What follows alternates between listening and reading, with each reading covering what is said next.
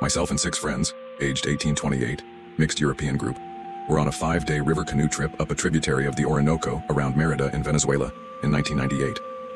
Our guides were an older, 60s, rough-looking German guy and a slightly younger but shifty-looking Orinoco Basin Indian.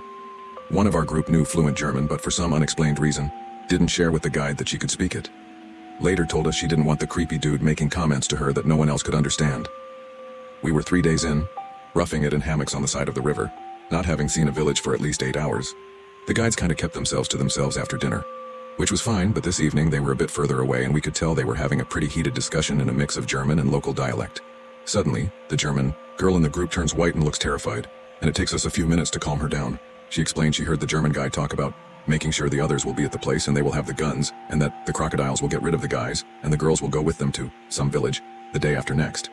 We kinda freaked out but decide that being alone with these 2 dudes stays from anywhere in the middle of the fucking rainforest, we were pretty much trapped. We decided on a plan, which fortunately went our way. Early the next day, we decided that the next time we saw another canoe expedition pass us, we would essentially shout and scream at them that we were being kidnapped and needed help. Fortunately, a 4-canoe group came past and we enacted our plan. Our guides immediately just got the fuck out of there, didn't even protest about our crazy accusations or anything, other than to pull a sawn-off 12 gauge from under a blanket and pointed at us to stop us chasing them, which kind of validated to us that they were planning to kill traffic us and they didn't hang around to get caught.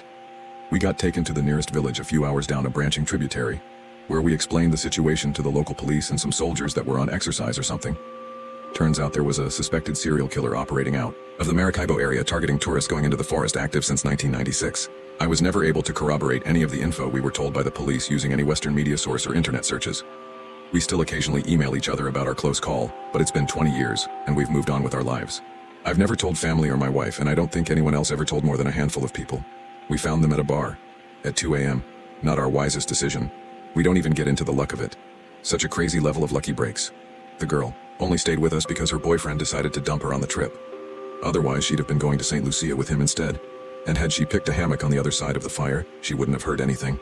Or if she fell asleep, she normally would have fallen asleep right after dinner but sat up chatting with everyone instead.